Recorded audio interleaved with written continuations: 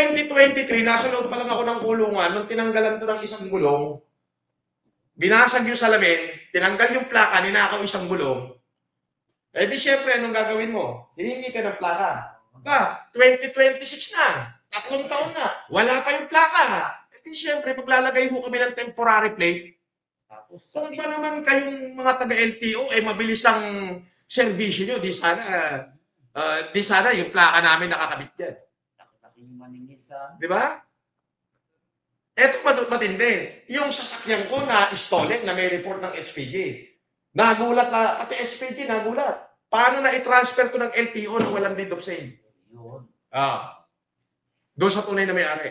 Ayun ang Di ba? big question. Big question yan. Masagot kaya ng LTO? Ay, hindi masasagot yan. Magpapapampam yan. Baka natin.